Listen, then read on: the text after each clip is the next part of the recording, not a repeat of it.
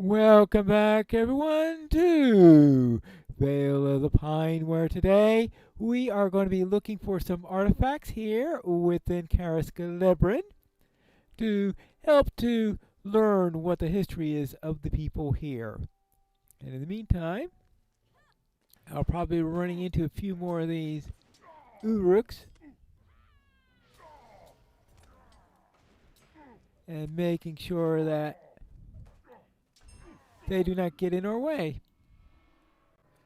Uh-oh. It looks like that last one brought some company here.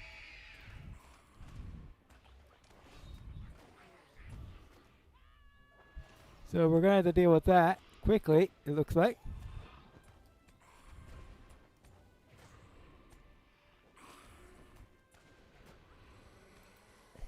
We'll do that.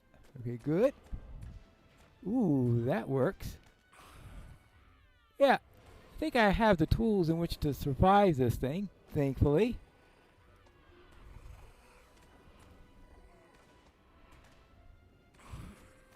Yeah, good. That's the way to work. Something else after me? Well, at least it didn't attack me while I was fighting the raid. Ah, well, at least I don't have to run away from them anymore. This gazebo looks like a good place in which to search for the possibility of there being artifacts in the area.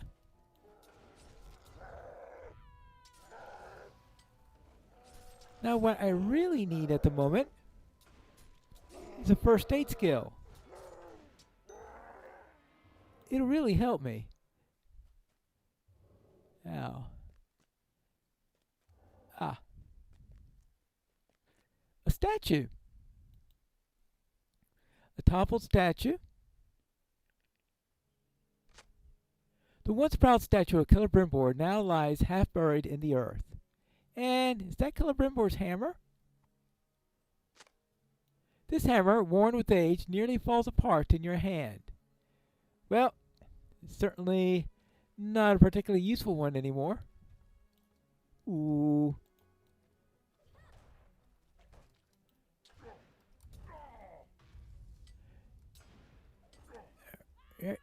You done?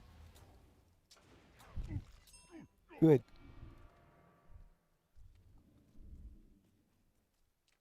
Now, where's the next item? Ah! Is that a lamppost up ahead? Let's go and investigate it. Yes, that looks like a fallen lamppost. None of the lamps that illuminate Cariscalibrin by night remain standing. I suspect they don't emit light anymore either. This small pouch now contains only dust and splinters of rock. In other words, nothing useful. Oh, there's an old pillar up there. Let's see what's here.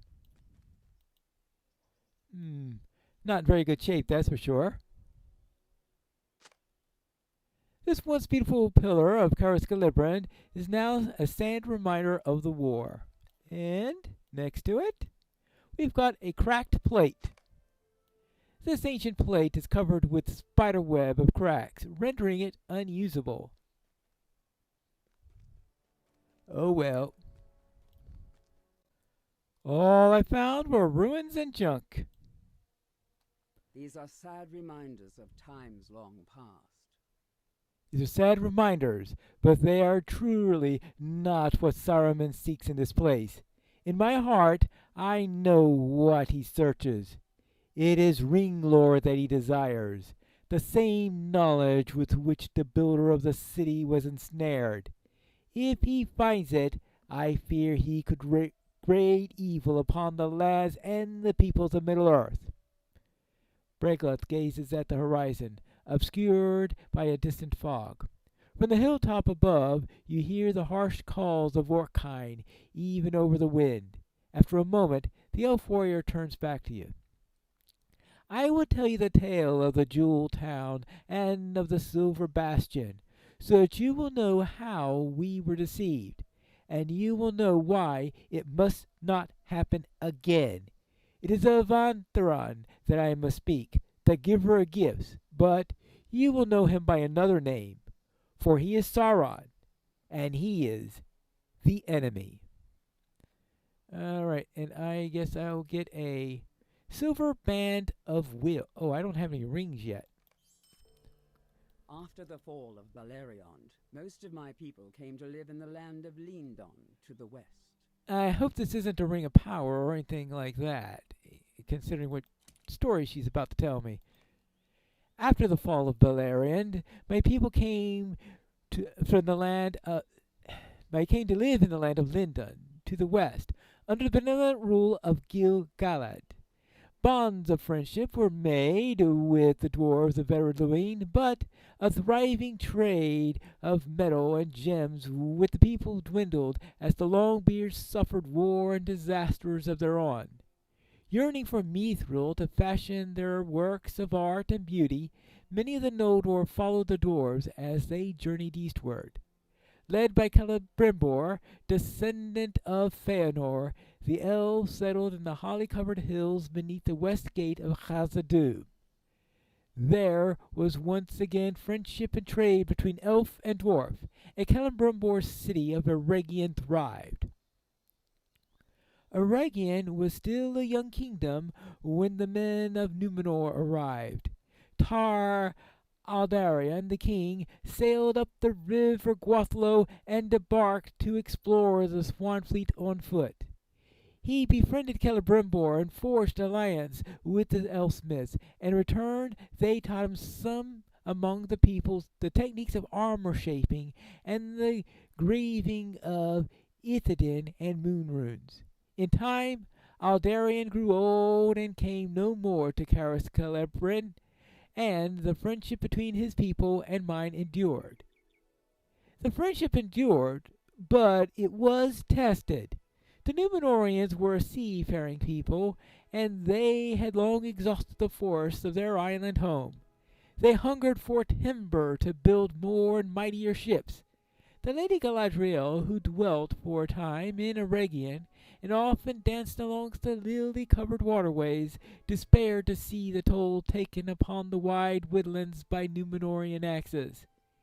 When the shipbuilders began to dredge her beloved Swanfleet and build dikes to channel the waters, she entreated Celebrimbor to stop the men of Númenor from harming the land. So what happened? It pained Celebrimbor to see the woods and fens so ill-treated, but he did not want to harm his alliance with the men of Númenor. Celebrimbor counseled the men to take greater care of the land, but his words were not heeded. Galadriel's sorrow became too great, and she turned her attention to Lorelin Doran and other distant lands. Celebrimbor gave up the woods as lost, turning all his attention to the skill following the masters of his craft. Together, Celebrimbor and his fellowship of jewelsmiths became the most renowned workers of riches in all of Middle-earth. If they could not halt the slow degradation of the land's beauty, they would at least seek to supplement and preserve it through their craft. And so they were ensnared. I can still see this city as it was during the height of its beauty. So much was lost. The Silver Bastion became a shining jewel itself, a beacon of art and music and culture that drew the attention and the love of many from distant lands. Caris Galebrin and Mirabel became places of such beauty that recalled the fabled elflands of old, and trade with Lindon thrived. But not all who watched from far watched with friendly eyes. In the land of Mordor, to which he fled following the defeat of his master Morgoth, Sauron seethed. He feared the rising might of Númenor, and despite having drawn orcs and other fell creatures to his service, he knew that he did not possess the overwhelming numbers with which his master had dominated the world in past days of triumph. He devised a scheme by which he would use his enemies' weaknesses against them. And so he came to Eregion in fair guise, masking his true nature.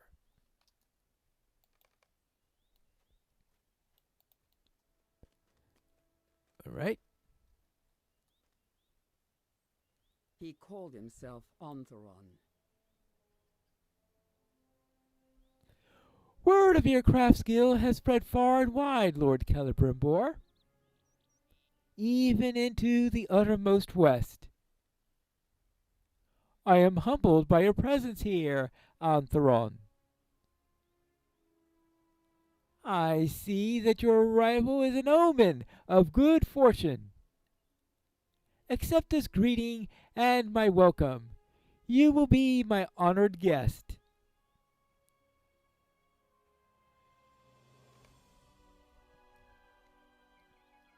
I take it didn't stay that way. Ontheron had gone first to Linden, but Gil-galad mistrusted him and refused to treat with the strange newcomer. It was in Caris-Gelebrin that the Lord of the Gifts found one whose lineage and whose hunger for secret knowledge made him the perfect target for Ontheron's promises.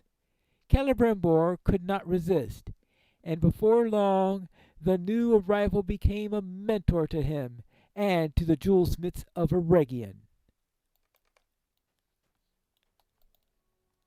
Not all who dwelled at Caris-Gelebrin trusted this new arrival. All right. Celeborn saw something in the Lord of Gifts that troubled him. I cannot say why I am so disquieted, Oranoril. I share your unease, my lord. The bright company will go wherever you lead. Show us this threat, and we will end it. But that is the heart of the problem, my friend. What is the threat?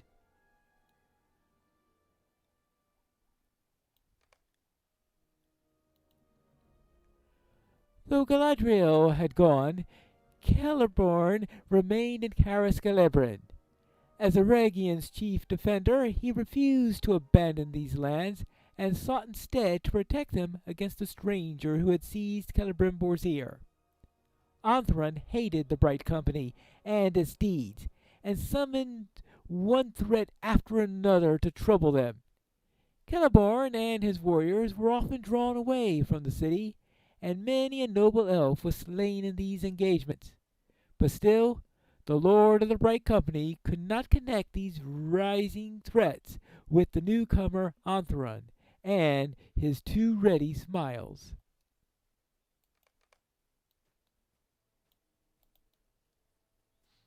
Despite the mistrust of some at Celebrimbor's city, Ontheron did not remain idle.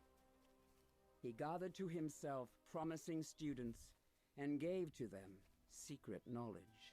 But whatever he taught them, always he held something in reserve. Always there was more to be learned, more instruction to be given.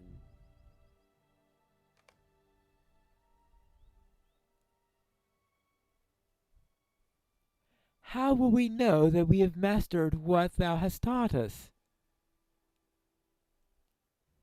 The most promising among you will know, Narmaleth.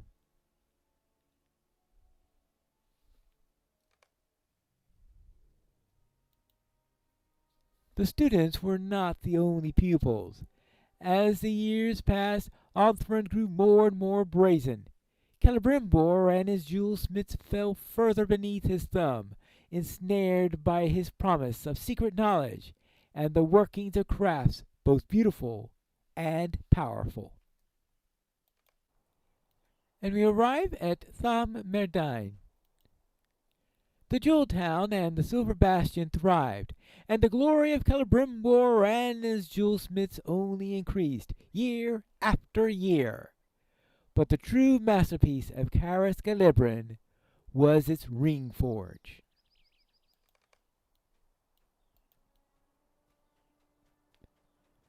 The ring forge. Othran convinced. Anthron Oh, convinced the jewelsmith to forge great rings of power. Long they toiled, until at last their work was complete.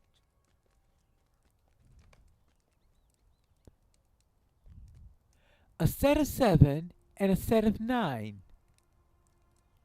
You are certain that these great rings will help preserve the land? They will help protect the lands of those who wear them, my lord. Give them to the hole diggers and the fellers of trees. The degradations that they have caused will be slowed. I called your arrival an omen of good fortune, Lord of Gifts. And yet I undervalued the help that you would provide. I serve the powers, my lord. As do I in all things.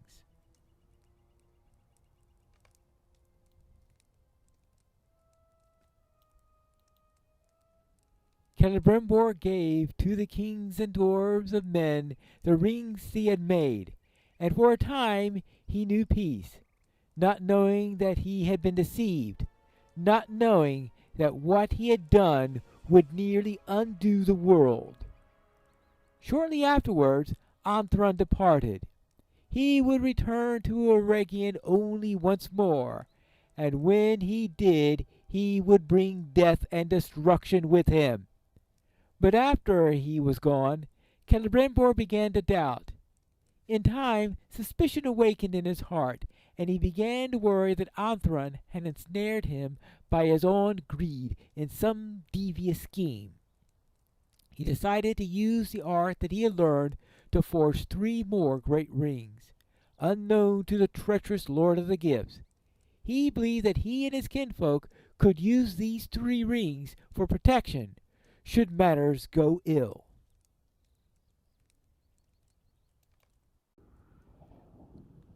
It's not a good omen that the next scene is in Mordor. Anthron returned to Mordor, and in the heart of his kingdom he cast aside his fair guise. He had no more need for this deception. In Mordor, the Dark Lord Sauron sought the fulfillment of a scheme for which he had planned, walking unnoticed amongst his hated enemies for so many years. You go on ahead.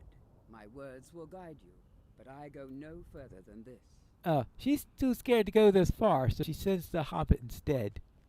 Oh, well. Oh, boy, this is... That doesn't look like a safe place. I mean, a river of fire. I mean, I'm a river hobbit, but I would prefer my rivers to be made out of water, if you ask me. Just saying. Okay, maybe it's more of a fountain of fire coming out of a lake of fire. All right. Down the stairs. Then up the stairs.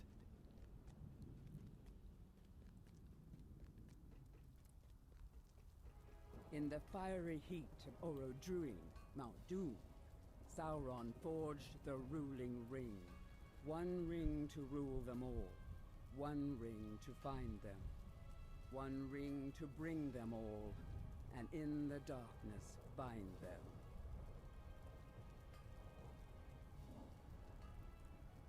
In the land of Mordor, where the shadows lie. It seems to me that the shadows aren't the only things that are lying there. Celebrimbor had kept 1 of the 3 for his own. At the moment that Sauron placed the ruling ring on his own finger, Celebrimbor knew his danger. he removed his ring and vowed that he would never wear it again, lest his mind be dominated by the Dark Lord. Those of the jewelsmiths who had similarly kept rings were made to give them up, sometime by force, and the 3 rings were sent in secret to hidden bearers. Messages were sent to men, dwarves, and elves, in which Celebrimbor admitted his folly and warned of the coming war. So were the folk made ready to defend Middle-earth, but it was not enough to save Eregion from the ravages of Sauron. The gates of Mordor opened, and the armies of Sauron came forth. He would seize as many of the rings of power as he could find, but the 3 remained hidden to him, and he touched them not. Oh, I'm an elder. Just hearing a little story. The gates of Mordor? The armies of Sauron? What did I miss, Pineleaf? Surely it's not as bad as all that. Sauron's been dead for 3,000 years, and today Mordor is an empty land. Sometimes elves have trouble marking the passage of years. I mean no offense, of course. All right, let's see what we got here. We have improved armor. Well, I think that would be very good, especially considering that my last piece of armor was so bad that I had to replace it with something ill-suited for a warden. All right, much better. I returned Tegwin to Mossward, and while I was unable to coax a promise not to venture out again into the wild, his parents gave him enough chores to keep him occupied for at least until adulthood, at which point I think our obligation to keep him safe must surely lapse. I swore no oaths to the farmers of Swanfleet. Dwayndale did not speak kindly of me, did he? I am not surprised, Pineleaf. In my heart, I still hold the cause of the Dunedain most dear, but I understand my folk may not believe that, and I can't deny the breaking of my oath. But who is your new friend here? If she hates the Uruks as we do, and is willing to aid us, perhaps she can help us track down several of their leaders. Rumor of 3 such villains has preceded me here, and I can't help but to think that the work will go more quickly if we were to split up, each of us to deal with one of them. And what does she have to say about this? I have hated Orkkind for much longer than you have been alive, Dunedain. As for the oaths that you have taken or broken, I know that he to whom you have sworn, or should be, I know what he desires to become. Ask not if I will help you, Ranger of the North. Ask instead if you are strong enough and courageous enough to lend any assistance to Bregaleth of Imladris, of which she could have any need. Bregaleth smirks at Melindir, and amused the light dancing in her eyes. The ranger stares back, his mouth open. I will slay one of your Uruk leaders, Melindir, and Pineleaf will slay the other. Can you be trusted to deal with the third? Show these locations up in the River Hobbit's map, and we will see it done.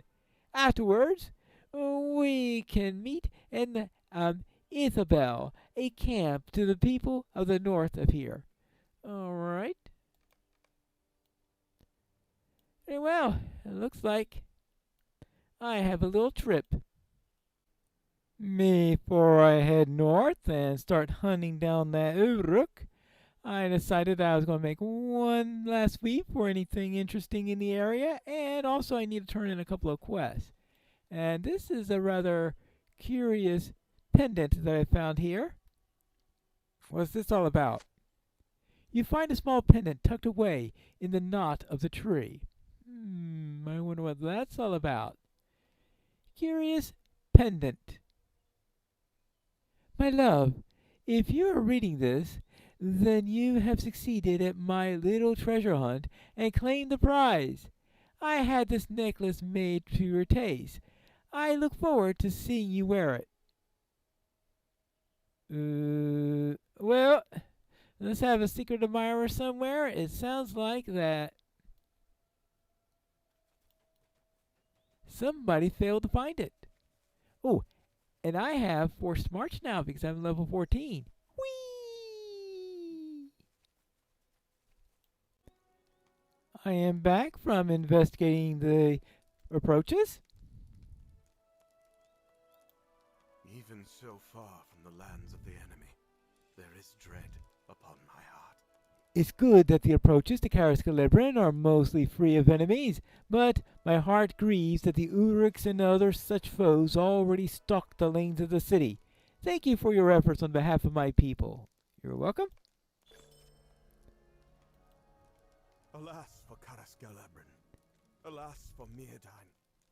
It is a good start. Perhaps the creatures that remain in Cariscalibrin will receive our message that they are not welcome. If they don't, neither will they escape our vengeance. Thank you for helping me. You're welcome. And now, I think... Are you the one who wanted me to... I have been keeping watch over these lands for quite some time. Many travelers... It tells me that the shadow grows bolder. Many travelers have been attacked by the wargs of late. I have been keeping a watch over these lands for quite some time, and it troubles me that the shadow grows bolder. We must be vigilant, or the shadow will consume these lands. I would ask that you investigate the hills to the north across the river. That is the site of the most recent attack. You will most likely find wargs, and when you do, eliminate them. Rumors have spread that I fear the White Hand approaches. Alright, well, I will see if we can do anything about that. We'll see as I head over towards out of Cariscalibrin and head on north. One last thing, though, I need to investigate before I go. What's this cornerstone? You found and discovered an old cornerstone. Alright? The old cornerstone. These old stones may have borne witness to Sauron's onslaught, but they still hold fast to happier memories. Weddings, personal centenaries, and ceremonies of all kinds took place at this once elegant pavilion. Now, with all that done, we can now get to more serious work as we head north in the next episode of Vale of the Pine.